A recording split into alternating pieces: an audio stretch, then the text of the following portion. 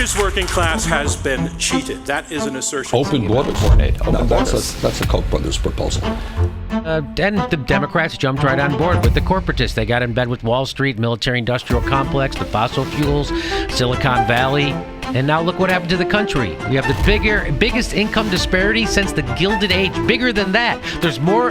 Expanded trade has thrown the working class into much more competition than they experienced before trade with lower wage countries took off. Can say is that as a country, we have to make a different set of choices because the choices we've made have hurt working people. Congressman, because I wouldn't know what to tell you to write. I don't know what to do about the depression and the inflation and the Russians and the crime in the street. All I know is that first, you've got to get mad. You've got to say, I'm a human being. God damn it. My life has value.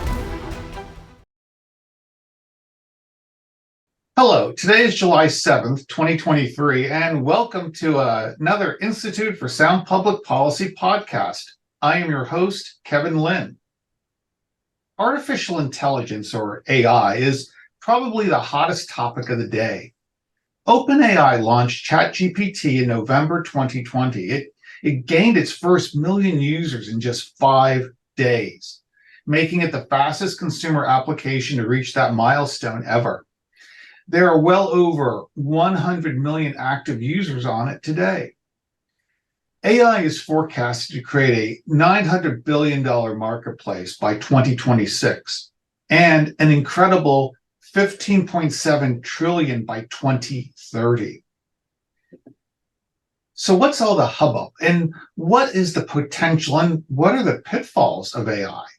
Here today to help us get our heads around AI are two amazing guests who are going to discuss their interest in and experiences with artificial intelligence in order to help me and you, my audience, better understand its applications so as to help us form better and more effective public policy. The first person I'll introduce is KMO.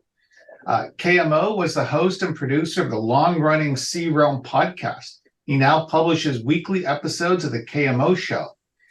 He's covered a wide variety of topics in his nearly 2 decades as a podcaster, but artificial intelligence and the transformative potential of rapidly evolving technology has been a preoccupation of his since the 1990s. He studied the philosophy of mind and the philosophy of science in graduate school in the 1990s. And has followed recent developments in machine learning with rapt attention. KMO, great to have you here. Good to be back. Super. And my next guest is Michael Axelrod. Michael has an undergraduate degree in electrical engineering from RPI, or Rensselaer Polytech Institute, and a graduate degree in applied mathematics from the Current Institute. His work experience exceeds 50 years and includes radar, signal processing, pharmaceutical research, survey design and analysis, statistical inferences, mathematical modeling of physical and biological systems, time series analysis, radiation transport, and nuclear weapons. He spent 30 years at Lawrence Livermore National Laboratory as a full-time employee and another 10 years part-time. He has consulted for the nuclear industry on reactor safety calculations. So, Michael, great to have you on the show. Great to be here. Fantastic. Well, I count both KMO and Michael amongst my friends whose opinions I have come to not only appreciate, but greatly respect. So without any further ado, gentlemen, let's jump right in. This discussion on AI really triggered me. I was at a conference a couple months ago called Scale Global, and a fellow by the name of Peter Diamandis gave a presentation. And at the end, because I guess I'm kind of a Luddite as far as AI goes and technology, this brand of technology. I've been apprehensive of it, and after the encounter, after Peter's presentation, I went up to him and I said, I want to hate you, but I can't, because he had he gave me a lot of food for thought. And I'm just going to pop up a couple of slides on his very optimistic views of AI. And then I thought I'd get, we talk about what questions people like me and our audience should be asking when it comes to AI and how best to get our heads wrapped around it. So I'm going to go ahead and hit share. And so the first slide is a quote by Elon Musk, where he says, companies have to race to build AI or they will be made uncompetitive. Essentially, if your competitor is racing to build AI, then they will crush you. And Peter's thoughts on it were, there will be two kinds of companies at the end of this decade: those who are fully utilizing AI and those who are out of business. I mean, that's quite that's certainly one perspective. And Michael, I just thought we'd start with you to get your thoughts, and then KMO jump in, and we'll see what rabbit holes we jump down. Okay, well, I'm hardly an expert on AI. I had contact with it in the 70s and 80s. Well, I'm glad you brought that up, Michael, because one of Peter's slides, he states that AI is 67 years old. He said 1956, there was an AI conference at Dartmouth. The first deep learning algorithms came about in the mid-60s. And for some reason, AI seems to be exploding now. So actually that started in the 40s. I think the first paper was 1947 or thereabout. Wow. Yes. A lot of things started in the 1940s, including controlled fusion. Right. And so that's like pre-transistor, right? Oh, God, yes. Transistors didn't come out until the 50s, the mid-50s. The first transistor for hobbyists, which I used, was the CK722. That doesn't resonate with anyone because you've got to be ancient. I built some stuff with it. As a teenager, I was building power supplies and transmitters and all that stuff. So I am very old in the tech business. I guess you could say I started at about age 8, 7.5, 8, in astronomy with the Hayden Planetarium. And then by 14, I was going pretty strong in electronics and radio and all that stuff. And then 18, I went to engineering school. So yeah, I've been in this. And you're one of the millions of people who subscribes to ChatGPT. Yes. Well, it's running now, and I asked it, are you still with me? And it said yes. I'm patient. Whenever you want. So we can bring it up on the screen. We can propose a question and actually see it in action. But like I was saying, I'm hardly an expert. I'm kind of revisiting it from decades before. I got this book, which I hope everyone can read on the screen, right? Right. But it's What is ChatGPT Doing and Why Does It Work by Stephen Wolfram. Right. Stephen Wolfram is a pretty amazing guy. He was a graduate student at Caltech. His thesis was in symbolic computing, and I think it was called SMP.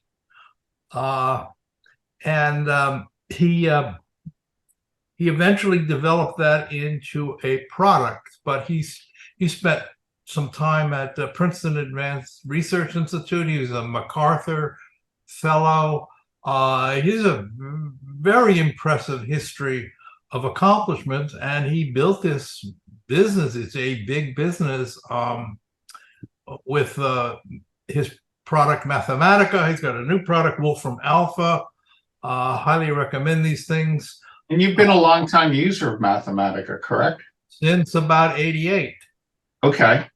And I have to say, when they bring out a new version, it's really new. It's got significant new stuff in it. It's not like Microsoft where, they change the color of the fonts or something. You start with Swiss cheese, they poke another hole in it, and that's the latest rendition. Well, some years ago, 10 years ago, 12 years ago, it put in a lot of new statistical stuff, which is what I'm interested in. I basically use it instead of R for Romeo, which is the current lingua franca of academic statistics. It's an outgrowth of a program from Bell Labs called S, and I was an early user of that. That's a whole other set of stories. But anyway, so they came out, I don't know, 10, 12 years ago with a lot of statistical add-ons, and I'm pretty impressed with that too, because you can do symbolic computing, which you can't do with any of the other packages. I mean, there are When you say symbolic computing, because I took a course, I had to take a course in symbolic logic. Yes. I got a C, so I thought I was really bright. But that, you're basically turning equations into words. If this, then that, and proving. Right, yeah, no, this is different. This essentially does calculus. So if you're running one of the numerical packages, you can't take the symbolic derivative of a function. It just doesn't do that. It's just pretty much strictly numbers. Now, there may be a package or two that has a little bit of symbolic capability. I'm not sure. What that means is it basically it does computational operations with symbols instead of numbers. You can get an answer that runs to 10,000 pages easily. Okay. One of the first symbolic programs was something called Maxima that came out in the 70s, I guess. And it was impossible to learn. And Scientific American had an article on it.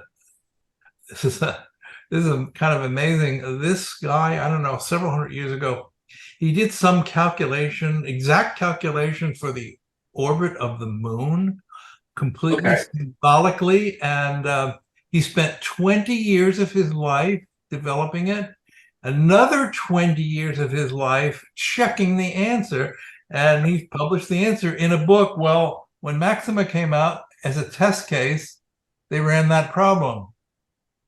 He made a mistake at one part. Poor guy. It wasn't not a big mistake, but it was a little bit of an algebraic mistake. So it's got a capability where you can mix numerical stuff and symbolic stuff. It's a natural add-on to ChatGPT or one of these AI things you would use as a front end. Okay, not doing it yet. He discusses it in the book. And isn't ChatGPT or AI really also, their legacy are also those kinds of programs and applications, correct? All building. No, not really. The ChatGPT is, it's an outgrowth of what they call large language models and artificial neural nets. It's a very different animal than Mathematica or any of the other engineering and scientific packages. Mathematica was basically written for physicists, but it's branched out. I mean, it's got a lot of finance stuff. And then you can get to all kinds of curated data that's available on the web. Like you can type in the ticker number and get all kinds of stuff on the stock market or a particular stock and do calculations with that. It's like I said, they keep putting significant new features. It's not a cheap program. It's very expensive. Although Now, would ChatGPT, would it use Mathematica and other platforms to teach itself mathematics? Well, it could. Well, I asked it a question. It's a stress test that I use for numerical software, and I I give it a matrix, which is called the Hilbert matrix. It's got very bad properties for inverting and whatnot, and I asked it to take the determinant. There's a known answer that was worked out analytically. The determinant it's a value, a linear value, correct? Yes, you should get a number. Mm-hmm. And it corresponds, a determinant is basically a volume, okay? So if you have a determinant that's equivalent to, say, a square, it's giving you the area of the square, okay? A cube, it's giving you the volume of the cube. And so basically you look at it as these vectors are creating a hyperdimensional parallelepiped, and a determinant is the volume of that. Mm-hmm. And there's a whole big theory that goes back hundreds of years of determinants. It's the stuff they taught us in high school, which they taught very badly in the U.S. They give you a cockamamie algorithm to do it, and you don't know what you're doing. They don't motivate it properly. But it's a challenging problem to work out, and so you could have a 2x2 2x2 matrix, or a 10x10, or a 20x20, any order, and almost everything fails at an order of 11. That's an old figure from many years ago when I tested it. That's MATLAB, very big code that's used by engineering industry now. And I think how did ChatGPT fare? Not well. It danced around the solution. It told me I need to consult numerical libraries. Yeah, I know that. It gave me an answer, a numerical answer that was wrong, and I told it this answer is wrong, and then it apologized. And and then I kept giving it hints, and I said, listen, okay, the answer is a rational fraction. Give me the first 4 digits of the denominator. And I know that answer. I ran it in Mathematica, and it got that wrong. Too funny. And I told it you got that wrong, and it apologized and stumbled. It did not do very well. Then this morning, I gave it another problem, an easier one, to find the circumference of an ellipse. Okay, which is much more difficult than a simple circle. Yeah, an ellipse is a generalized circle. So a circle, you stick something in the ground, right? And you have a rope and you draw it so it's a constant radius. Mm-hmm. With an ellipse, you stick 2 sticks in the ground and then you have a string. And so you go around like that, and then the total length of the string is fixed, because you make it taut, but then the 2 legs are varying, and it traces out an ellipse. And an ellipse is important if planets theoretically revolve around the sun in ellipses, and it comes up all the time. And how did it deal with the ellipse? It gave me the wrong answer, and I told it it's wrong, and then I said, hint, all right, try elliptic integrals, and it said more or less, instead of saying I don't do Windows, it says I don't do elliptic integrals. Let's leave it there just for now, because I want to bring KMO in and have him kind of respond to my initial questions, and then we will start diving down various rabbit holes. Alrighty. So Michael just brought up a few things I'd like to elaborate on. You're asking, the difference between different types, like the idea that AI is 60 years old. So yeah, yes and no. The AI as a label is incredibly vague. It covers a huge swath of capabilities. And the AI that's in the news right now, as Michael says, are large language models. And the things that these things do well is natural language processing. They really seem to understand what you're talking about, and they really seem to be able to give you some response which is relevant to what you're talking about. They're not very good at truth. They will just make stuff up. Yeah, make stuff up. They don't. They're brazen in their bullshitting. They'll just, if something sounds plausible, they'll state it as an absolute fact. And as we've discussed with legal cases, they will just make up legal precedents. They will make up completely fictional past court cases to reinforce a point that they're making in a legal brief. They're really bad at truth, which is why it's one of Elon Musk's objections. He wants to build and train his own large language model. Now, and he wants to do it so it won't be woke, basically, because all of the large language models, they're trained, by California companies. They are all conditioned by what's called reinforcement learning with human feedback. Basically, they get slapped on the wrist with the ruler every time they say something that is, not PC. And so, their behavior has been tailored so as to satisfy the California sensibilities in terms of what's appropriate. But in terms of what's true, it's just not a high priority, apparently. And, they've put these large language models between you and search engines. So in the past, you would type in a search string, and then your search engine of choice would just give you a list of websites for you to go and investigate.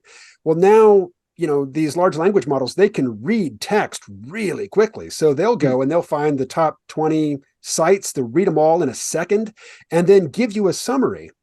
But sometimes, like if you ask them to summarize something specific that you're familiar with, you'll discover that the summary you've gotten is really surface level. It is really just superficial and not very deep at all. And sometimes it's clear that the AI that you've tasked with summarizing something didn't even read the thing that you ask it to. It just looked at the title and said, okay, I'll just make up something that sounds plausible with this title.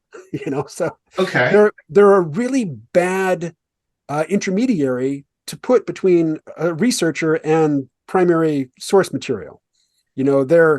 They're really great to talk about your boyfriend or your girlfriend, who's giving you hell, and your boss at work. And, they're a nice confidant. They're really good at that. But in terms of, a research partner or somebody to be a gatekeeper for factual accuracy, they're terrible.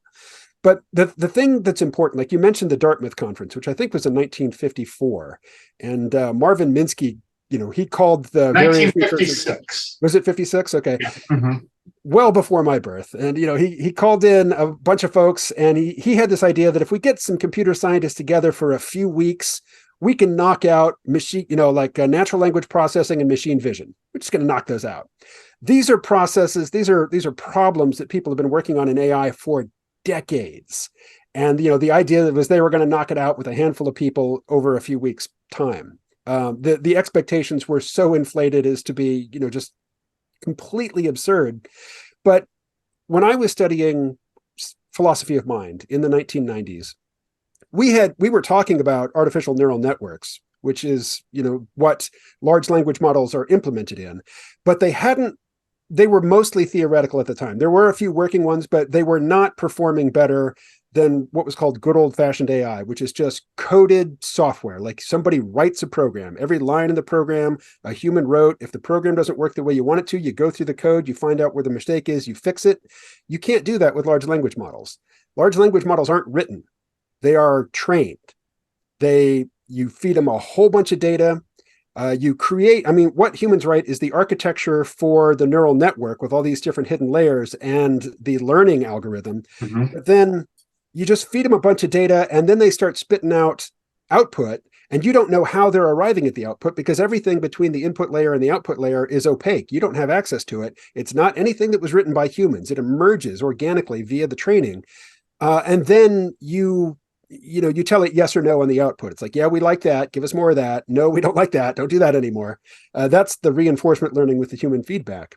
And so you train the behavior of these systems over time, but you're not necessarily training what they're thinking. You're only training what they're telling you. You don't know what's going on below the hood. That's crucial. You cannot look at the code for these things to figure out what they're doing. That's not the kind of software they are. Interesting. Yeah. I have a question for you, Camo. Now, you spent a few years at Amazon in the early years of Amazon, right? Mm-hmm. And one of the things we were competing with them in the early 2000s was their collaborative filtering model, that where the algorithm, I guess, and correct me if I'm wrong, that if you bought a book called ABC and I bought a book called ABC and you bought one called Do Re Mi, there's a good chance I might like Do Re Mi too. And if there's more data, better the selection, better the recommendation process would be. Is that kind of where you can like use an algorithm and technology that you understand and program it to do things like that to make these leaps? And how does that differ from the large language model where you don't understand how it's making the leap, but it seems to be? Well, the recommendation engines that you're describing, those are the old-fashioned human-coded algorithms. A human or teams of humans wrote them. And they can look at the code and they can see why it's doing what it's doing. The new stuff, the large language models, they are trained. They are trained on enormous amounts of data, on enormous clusters of graphical processing units, and they're not composed of code that was written by human. They are at one level, but like Chat GPT is like 2,000 lines of code, which is nothing. It's nothing. The behavior is in what's happening under the hood in those hidden neural layers. And we just don't know what's happening. We don't know what sort of representations about the world that the AI is coming up with. Like when I was studying philosophy of mind, there was all these questions about how does a mind work? How does an entity interacting with an environment in real time decide what is relevant, in thinking about a problem? Because you have to come up with a solution in real time. You can't spend forever chasing all these different tangents trying to figure out what's relevant. It needs to come to you in a snap. You know how they solve that with large language models? They didn't. They didn't solve anything. All that stuff is happening in the neural network, under the hood, inside the black box. They don't know how the AI solved all of these hard problems.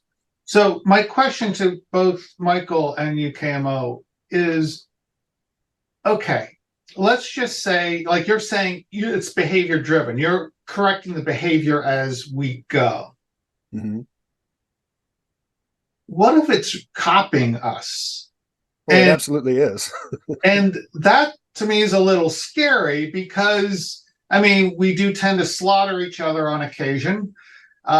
We don't get along very well. We typically don't take the long-term interests into account when planning. Gentlemen, what are your thoughts on that? So all of a sudden, does this begin to make AI should this make AI scary and cause us, as you mentioned, KMO, Elon Musk would rather slow it down and be able to train it himself? So it's, there's an integrity factor there, or, thoughts on that, gentlemen? Michael? Well, there seems to be this fear that given enough machine power and additional development, that some AI systems will become sentient, develop a consciousness like human consciousness, and then my term, develop a malignant intelligence. This is kind of drawing on a common fear which appears in literature and movies of malignant intelligence, going back to at least... So we're getting into science fiction at this point. Right. Donovan's Brain, then a movie, Colossus. Oh, we discussed that, and I watched that, and might actually pull up some of it during our conversation today. And then HAL in 2001. That's malignant intelligence. The machine is sentient and feels threatened, doesn't want to be shut off, wants to survive, and fights back lethally. Much of this was anticipated. What do we build into AI? And this is being discussed today by people. How do we build in stuff to AI? And that's reminiscent of early science fiction, Isaac Asimov with his robots with positronic brains that had built in the laws of robotics. I've forgotten them. One of the laws of robotics is robots don't hurt people. And there's some other stuff. So these themes go back a long way, and they go back to literature.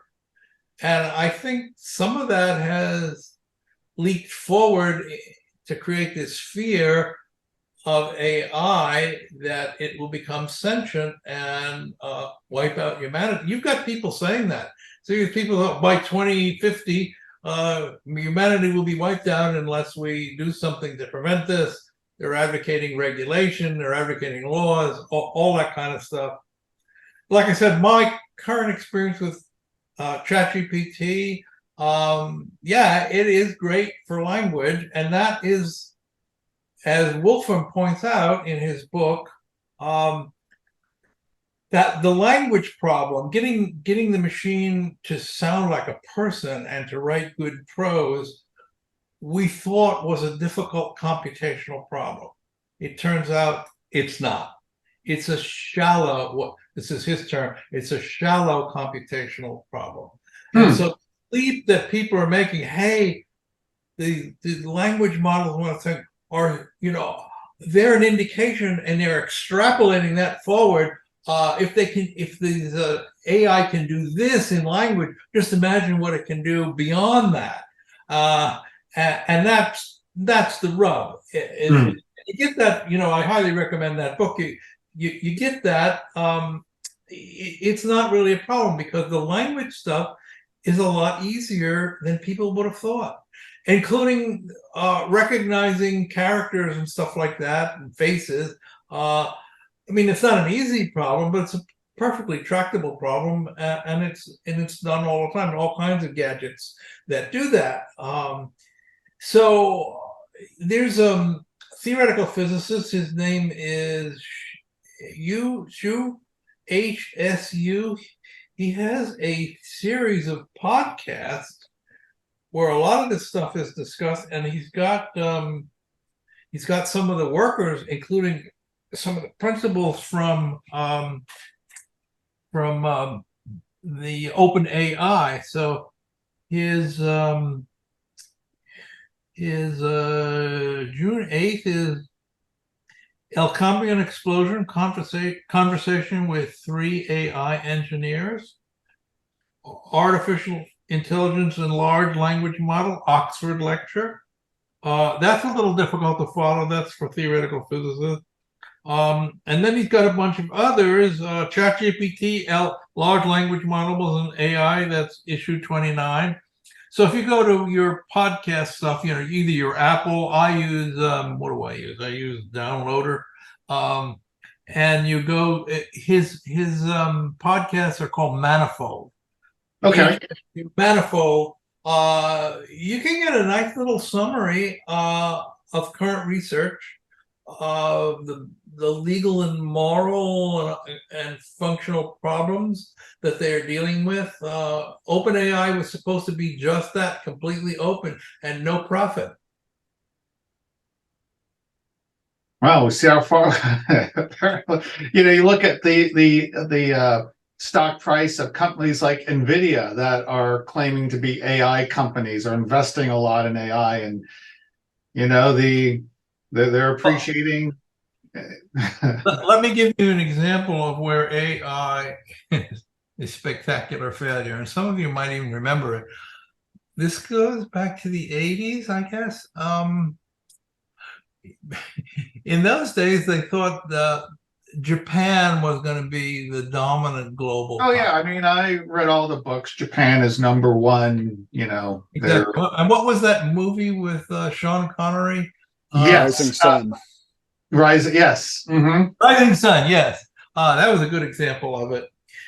Well, anyway, I'm walking to lunch at Lawrence Livermore Lab, and all of a sudden, this random thought strikes me. I think in a few years we're going to see the failure of the Japanese economy, and sure enough, 89, the Japanese market crashed, and they have been in an economic eclipse since then.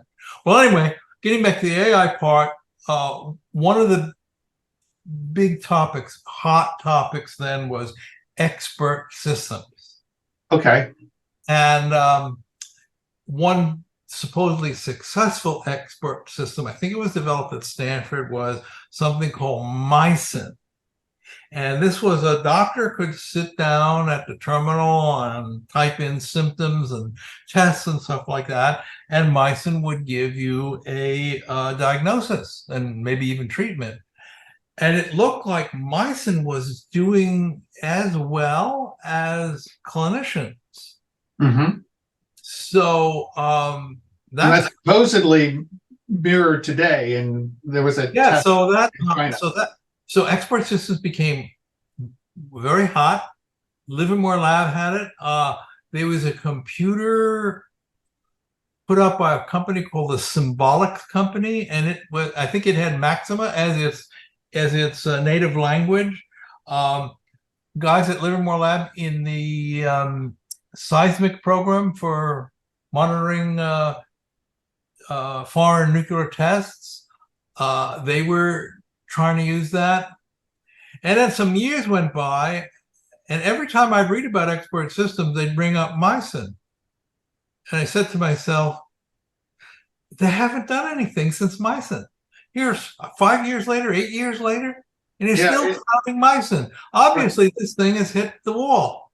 Yeah, in the late 90s, when I was at Ernst & Young, we tried it with, there was a thing called Ask Ernie, and we wanted to get our clients on a subscription to this. That way they could ask like not a very complex tax question or something, or a family business planning question, and they can get an answer.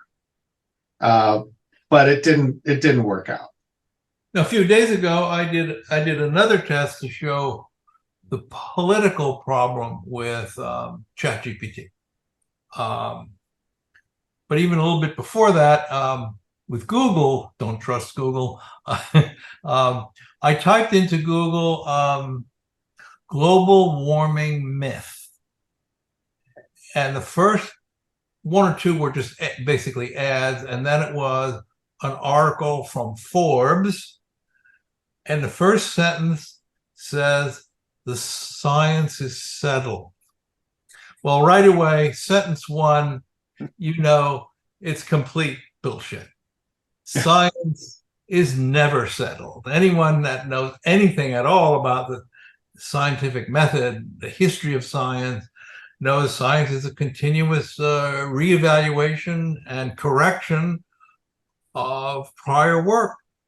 Richard Feynman himself said, science consists of proving the experts wrong, or words to that effect. Okay? But there's that adage that, I forget who said it, but you know, science advances one death at a time.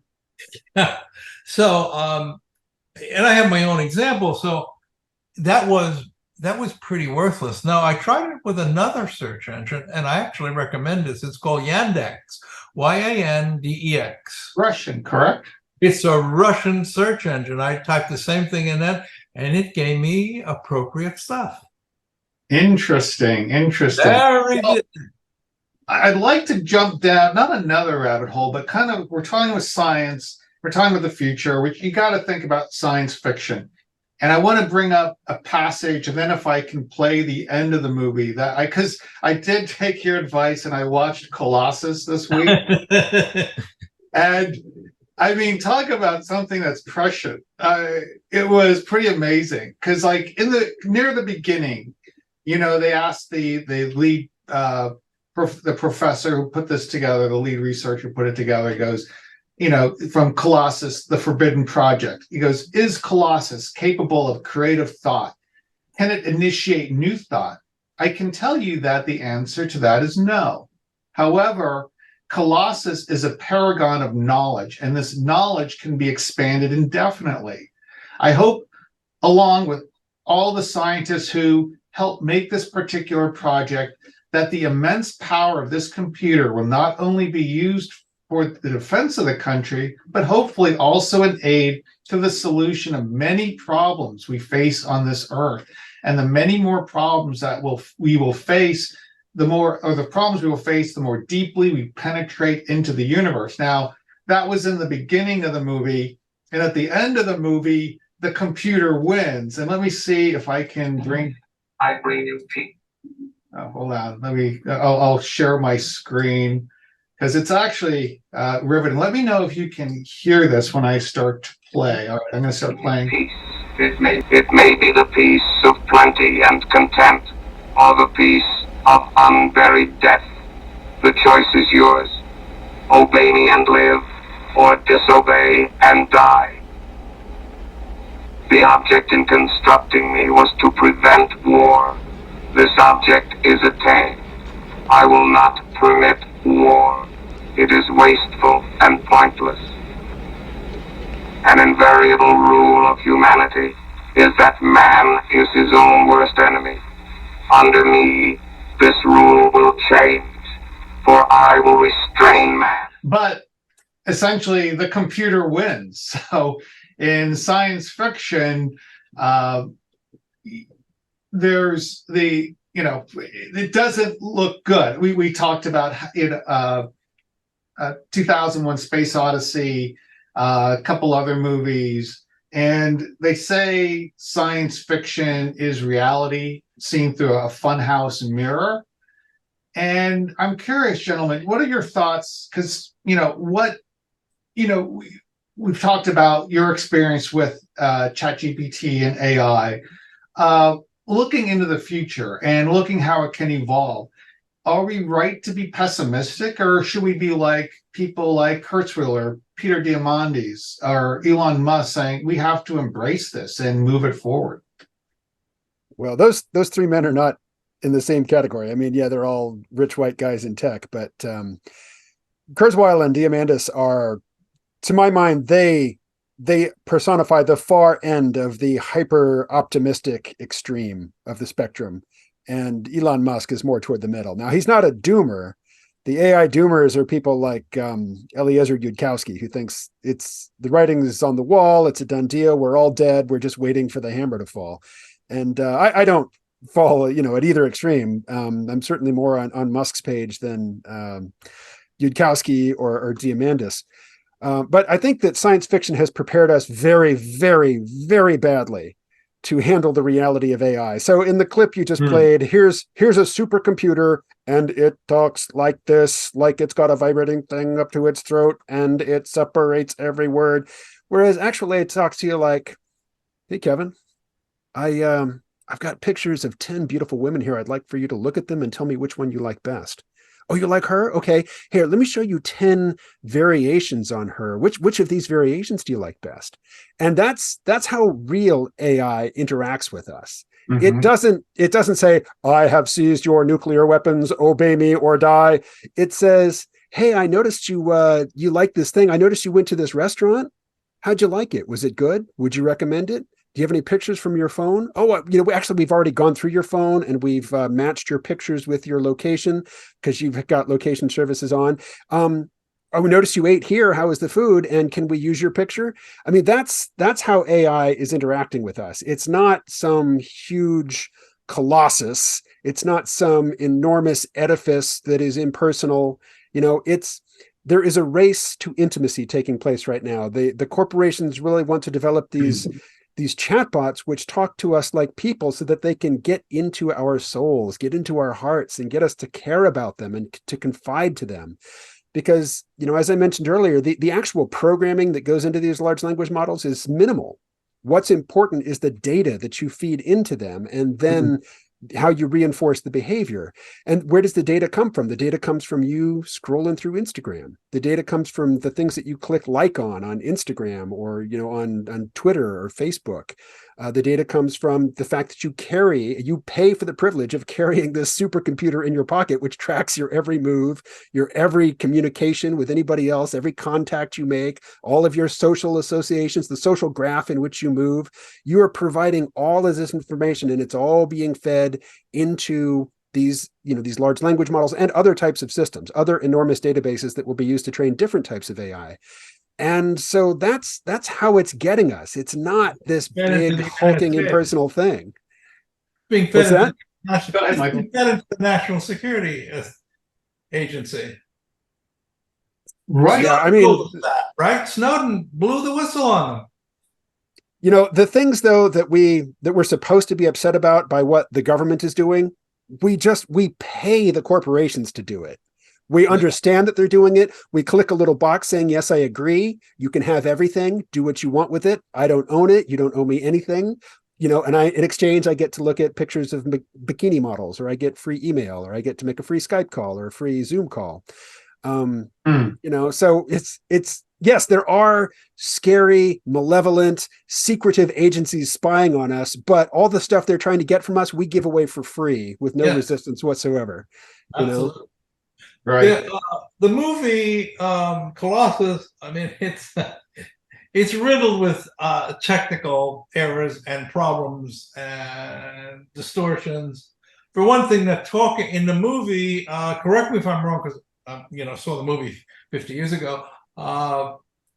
The computer has to help them make the digital to voice. Right. And like his secretary remarked, because he wanted more control over the lead professor. He wanted to be able to communicate just with him. So he wouldn't be fooled by a keyboard. And so using, Gua makes the comment that he went through their warehouse of all their data and then pulled told them this is the equipment you need to create the voice modulator. That's a relatively easy problem, which we've done years ago. But, get the machine to talk to you, orally. And then, of course, in the beginning of the movie, they showed you the components, and none of it was integrated circuits. It was all discrete circuits, right? And it goes on and on and on. I mean, it's science fiction. It's science fantasy. But it's effective in making people afraid of these machines turning on us. At this point, and I might change my mind, I don't see the machines becoming sentient anytime soon, or even necessarily ever. I don't think we know enough about how the human mind works and what intelligence in human terms actually even means and how we do things. It's possible now these multi-layer super neural networks, artificial neural networks, are imitating the human brain and could develop some kind of consciousness. I wouldn't rule that out. At this point, though, I'm skeptical. And at this point, here's my big fear about the misuse of AI.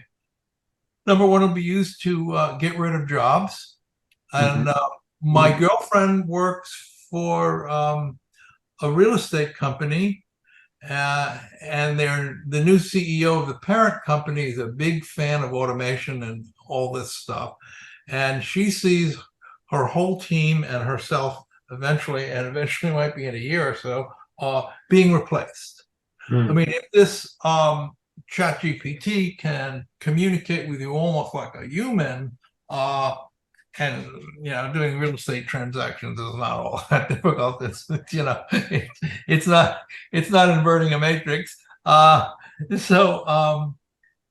I'm afraid the industry is going to go wild, is going to abuse this and start replacing people with AI, which will fail in certain instances and hurt people, and they'll simply slough over the problems. The more you understand about technology, machines, electrical engineering, mechanical engineering, et cetera, the less confidence you have in it. I mean, I'm probably one of the biggest skeptics about technology that you'll ever meet. And I have spent my life in it since like 8. Okay. It doesn't deliver. When I was a kid growing up on a small farm in Pennsylvania, we would get the quarterly farmers' almanacs. And in a lot of them, there would be these watercolors of like future world, where everything is clean. Cars hover above the ground. It's bountiful. People are beautiful. Everything is wonderful, and it's like take a stroll down an avenue in Philadelphia, and that's kind of where we are. It's pretty bleak. A great example of what you just said was the 1939 World's Fair. Mm. Now, one of my friends at the lab, who I had lunch with regularly for 25, 30 years, and then after we all retired, we still had lunch, but once a week instead of almost every day. Was a world famous physicist, lived till 96, very brilliant guy. And as a teenager, he was at the 1939 World's Fair and remembered it. And it's exactly what you have just described. The future was going to be magnificent, tall, gleaming buildings, cars that fly, maneuver themselves. And as we know, the future turned out to be quite a bit different. Wow. Yeah, it really is. And that's my fear. I want to show a quick video clip along those lines, because my concern is the way I've seen it. I remember in the early 70s, mid 70s, if you needed to hand in a report, you typed it on either an IBM or Smith Corona typewriter. And I remember when we got the cartridge, interchangeable cartridges, you could erase what you just typed and retype it. That was like high tech. And then in the early 80s, I got exposed to WordStar, and I thought, wow, this is amazing. But it didn't seem to, people who made typewriters lost their jobs, but there were plenty of other jobs because productivity was increasing, and household income was rising as a result. And now it just seems, when I look at what has been happening with the not just the offshoring of jobs, but the outsourcing of a lot of white collar professional jobs to low rent countries, or when you automate these functions that are repetitive, you don't need these people. And as a result, you look at labor force participation, it has been tracking downward. We're not becoming, households aren't becoming more prosperous. And so before I'll end my rant there, but let me share my screen with you. And this is another clip by Peter Diamandis, where they're talking about programming jobs. In 5 years. Wow. I think we always have to look at the unchanging between versus the inevitable. So an inevitable is 41% of all code on GitHub right now is AI generated. ChatGPT can pass a GNU level 3 programmer exam, and it will run pretty much on a MacBook or a and that's this year. This year, right now. Yeah. So those of you with kids who you were having Python lessons and so forth, maybe it's instead helping them to understand how to ask great questions or give great direction. And so, we could see a lot of jobs wiped out as a result. Kevin, you remember back in 2019, 2020, my presidential candidate of choice was Andrew Yang. Right. And one of the things that, his primary policy proposal was universal basic income. And the reason for it was automation. So he was tuned into this back then, and he thought it was important enough that he could use an ultimately failed, presidential run to raise awareness of the topic. But as Andrew Yang pointed out at that time, if you were an out of work, say in your 40s coal miner or something, the hip and smarmy liberal thing to say was learn to code. And Andrew Yang was a crutchel they hit the wage earners with. Yeah. Learn to code, get relevant, get some skills, and join the real game. And the point that Andrew Yang made about that was, look, tech jobs are 9% of the economy. You can't take everybody who gets out, displaced and force them into that 9%. And to tell a 40-year-old out of work coal miner that he needs to not only learn to code, but now he needs to learn to code and compete for jobs for that 9% of the workforce with guys in their who are 19, 20, 21 who are born to this stuff and who are at the height of their mental acuity. You want to tell a blue collar guy in his 40s to like get into that game, and that is what he needs to do in order to have a dignified end to his career? That's absurd. That is absurd. So all this is that 9% of the jobs that you could, that were tech jobs, that's shrinking. So we're not going to fix this problem by getting everybody a job in tech. That's not happening. Jobs in tech, I mean, they're not going away tomorrow, but they are going away. Whole jobs don't tend to get automated. Job tasks get automated so that fewer humans can perform the same amount of work that a greater number of humans used to do in that same role. So not everybody's going to get displaced, but you know what? If everybody got fired due to AI on the same day, that would be great, because then we would understand, yes, we have to come to some new arrangement. But a few people fall off here and there a little bit at a time, and they're encouraged to go slink off, and die in a cardboard box somewhere, or hey, have some fentanyl. Oh, trust me, I see it. I talk to tech workers who have been unemployed for a decade, and the tragedy is you're talking to them, and you're talking them off the roof, literally, where they just can't find meaningful work. And right. So if we all got thrown out of work at the same time, it's a problem that would get addressed. But if it's a trickle, if more and more people are just slowly, quietly slinking off into the woods, to be irrelevant and maybe to die, or maybe to find some new purpose in life, but to not really be participants in the economy, we can easily ignore them for a long time and let the problem get much, much worse than it would be if we had understood, hey, we have to do something about this. We have to tackle this now. Well, you brought up something that, the economists call the employment to population ratio. Mm-hmm. And I was looking at that data just a couple of days ago, over at BLS, and what you need to do is separate out the male and the female part.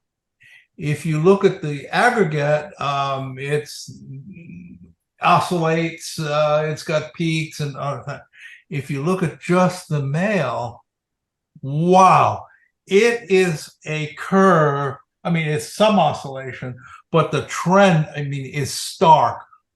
And I looked at all the data starting at 48. So you're talking nearly 90%. I think it was 88% of men employed, from the labor force. Mm-hmm. And now it's below 60%. So this business has hit men very hard. You've got, close to half the male population out of the labor force. And these are people not in the army, not in prison, not in institutions. So everything you just said, really goes in spades. And the data backs it up. I'll be honest. I'm a promoter for men. Okay. Right. As am I. Yes. I back in the late 80s and early 90s, my phone was available to help men in going through a divorce, both emotionally and legally. I had a pilot from Sacramento call me up and say, "Can I come down and pay you for legal advice? You're better than my lawyer." And I said, "No, I'm not a lawyer. I can't do that. I can't charge. But I can give you advice." And I saw the devastation. There was a guy at Livermore Lab. He was the author of a program called Math C. And all of a sudden he disappears. And what happened? He was going through a divorce, and the judge, because he had 10 children, took 90% of his income away, which he couldn't live on that. So he quit and came back as a consultant, and then the judge put him in jail. He was a productive man, a great guy, a very smart guy, and he's in jail. It enraged me. So I'm sorry, I'm a big advocate and promoter and supporter for men and their problems. And I think what's being done to men in America is awful. Yeah. I think for men, and I learned this early on. I actually learned it from a woman professor. Ruthie Roberts taught me this. Because I asked for clarification after class. She said, you have to understand there are things that will kill a man and won't even faze a woman. And afterward, I went up to talk to her. And I said, well, what do you mean? She says, understand, kid, like your pride, all of that is pretty much wound up in your job, how you relate to other men. And I found this as I, matured. You go in a room of guys, as soon as we have figured out who the alphas are, where we are in the pecking order, we're all good. We all just move out together and it's good. But when you're a man and you're kicked out of work, it's that loss of that's a big hit to the ego, to dignity. That ability to provide is, or as the song said, our pride is wrapped up in. So I hear you, and that. Yeah. So that's where job away. It's a devastating blow. Fortunately, I never really had to face that. I was in over 50 years of working. I think I was out of work a week. I'm lucky. And believe me, I don't promote that as something good about me. I was lucky. I was mainly lucky in the right place at the right time. I saw a lot of people not as lucky as me, and it was painful to watch this, and it's painful to see what's going on today. I'm one of the biggest advocates for men that you'll find, and it's evolution. I mean, where did we come from? Okay, the men were the hunters, right? Of the hunter-gatherer tribe. The women picked nuts and took care of the very young children, and the men had to go out and hunt and do all the dangerous things. And as a consequence of that, they had to develop higher order cognitive abilities. So men's brains are bigger than women's brains, even adjusting for body size. The correlation between IQ and brain size is 0.3, 0.4 in there. Men's IQ is both more dispersed and 2 or 3 points higher in the mean. And if you work out the mathematical implications of that, it means at the tail of the distribution, which is where the action is in science and progress, it's all at the tail. There's this big difference in the fractions there. For instance, men do better in sports because upper body strength and all that. What about chess? Well, there's men's tennis and women's tennis. There's men's chess and women's chess. So you don't need upper body strength to lift a chess piece off a board, right? Right. Why do they have the two? Well, it's because all the champs would be all the tournaments would be won by men, pretty much. Yeah, I have a friend who was a chess champ at 5 years old. The best female player is Judith Holgar, Hungarian. Father is an electrical engineer. He has 2 daughters. They're both chess champs. She's the best of the best in terms of women. She beats the guys, some of the very good guys, but not all the guys. And if you look up her ranking, the last time I did it, she was like number 70, okay? That may have changed a little, but her FIDE score is nowhere near the vicinity of the top chess players like Kasparov or whatnot. Hey, Michael, pardon the interruption. I have time to give one more comment, and then I have to leave. Sorry, I ranted. It's all right, Michael or Kevin. If you've got a final question for me, I can answer one more, and then I got to go. Good. Okay, so getting back to a little bit what you said and what Michael's taught, we're looking at work. And, I live here in the city of Lancaster in Lancaster County, and it's the largest enclave of Amish. And they seem to have a relationship with technology where they're not going to allow it to get away from them. I mean, it's not that they're Luddites. They're not trying to be independent. They're highly interdependent on, the English for their livelihoods and everything. But they seem to want to keep technology in check so it doesn't interfere with their values and their philosophy on life. Do you think we could ever get there with things like AI? And isn't that why the futures that we imagine, the optimistic futures, just never panned out? Because we don't have a good relationship with AI? And does that maybe speak to the relationships we have with each other?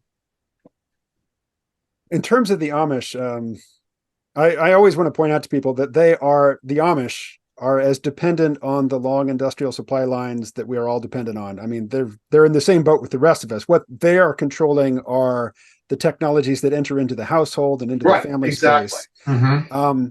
Can we do that? Well, let me ask you. You understand, right, that advanced, like sophisticated psychological manipulation is being done on you via the mechanism of social media, right? Right. You understand that that's a reality, that you are providing free data and your thoughts and behaviors are being managed and manipulated by algorithms via the interface of social media, but you don't give it up. Why? Why are you still on Twitter? Convenient. It's hopeful. I mean, I have two-factor authentication for everything. It's in my mind secure, but you're right. I realize that.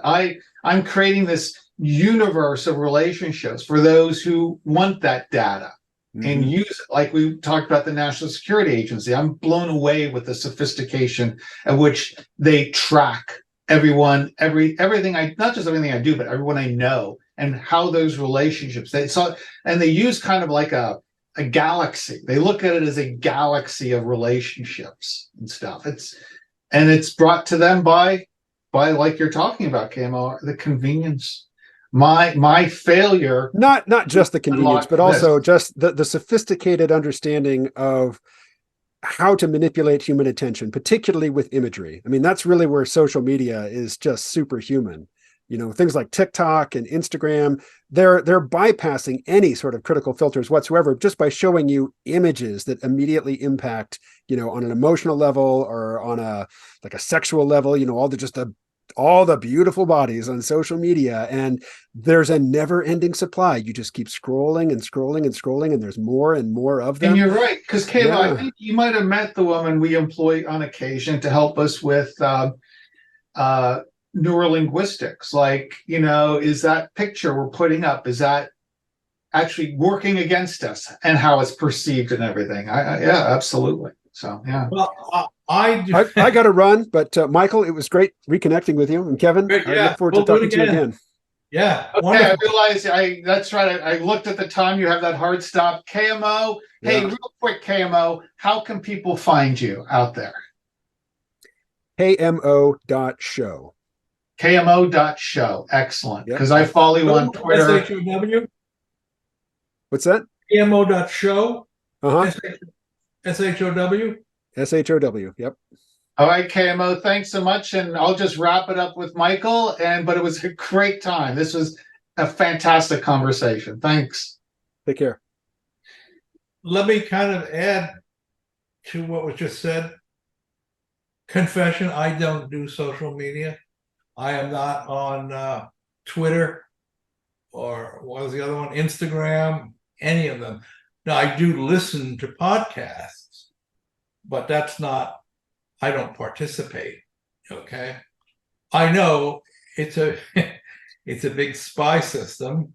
I don't want to be monitored. And I also know that, or I've read that the Silicon Valley entrepreneurs, the CEOs, the high level people keep this technology out of the hands of their children.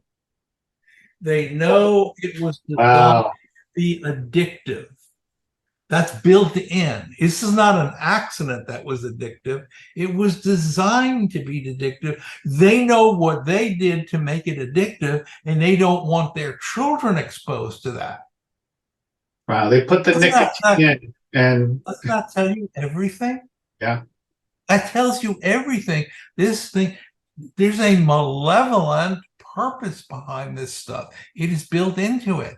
These are Silicon Valley, I'm sorry to say this, but I think it's true, is a reservoir of extreme evil. Those people, I've had a lot of contact with them. Those people are not to be trusted. It is satanic almost in its attributes. I was actually going to ask you, is it, when you talk about evil, are we looking at something Luciferian? Something satanic? Something satanic, something Luciferian?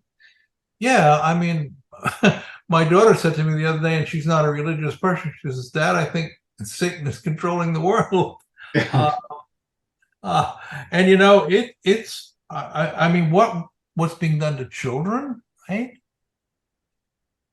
The molestation of children, the mutilation of children, the manipulation of children. I mean, I rationed TV for my daughter really a lot. I mean, she did not watch much TV growing up, a little bit. And I had very little TV, you know, between 0 and 10 or so, because it was before. You had the planetarium. Yeah. And I can tell you, I remember listening to The Lone Ranger on the radio, The Shadow. Do you know who The Shadow is? I do remember because I used to watch them on repeats on UHF. Yeah. So you can still get to the Shadow broadcast, okay? Now, what's the difference? You see, when you're a kid, you're listening to this stuff, you're visualizing what's going on. You are more engaged. Mm-hmm. Whereas when it's a screen on TV, you're hypnotized by it. You're losing this engagement, this power to visual. Well, you know, the horse is riding, okay, and so you got to imagine the horse riding. You got to imagine all that stuff. So you're exercising the muscles of the mind, and that's why television has been so damaging to everybody. Michael, we're going to have that conversation, I think. But we are at an hour, almost an hour and 15 minutes. The time flies when you're having fun. Yeah, right. But Michael, I want to thank you so much for joining us today. This was a fantastic, I knew it would be a great conversation. And so you don't do social media. There's no site or anything you're plugging, but you are writing a book, aren't you? Well, I have 3 books in mind. One is a personal memoir of my experience at the National Laboratory. I got to be careful that I may have signed something. I said I'll let DOE review it first. And then either part of that or separately is a biography of my deceased friend, extraordinary person, did so much for the defense in the United States. He was the one that actually wrote the memo that did away with the report to Congress that did away with testing, nuclear testing, and he referenced me part of it. And the second, so that's sort of like a memoir, a biography of him, and then the third one is my own personal critique of alternative energy and electric cars. And my thinking along this is far from unique. I found a website of a mechanical engineer just taking apart the whole electric car thing and showing you how, you know, we cannot replace the internal combustion engine. Not like they're talking. It might augment, but yeah, that's a whole nother thing. Energy return on energy invested. The externalities of mining for a lot of these rare earth minerals. Well, just the energy density. Okay, see. Yes, exactly. The energy density of a gallon of gasoline or diesel, you know, to be even more. It's like 50 times the energy density of lithium-ion batteries, and you can calculate, this formula is available for the maximum possible energy density of lithium-ion batteries, and it's, I don't know, instead of 50 times less, it's, you know, 45 times less. Well, I mean, Michael, we're going to have that conversation for another day. Again, I want to thank you very much, and KMO, he had a hard stop. Thank you both for joining me today. And I want to thank you, my audience. You've made it this far. Right on. Please be sure to hit us with a thumbs up and subscribe to the channel so that when we get more great content like this, you'll be notified of it. Again, thank you, everyone. Bye-bye. Okay, bye-bye.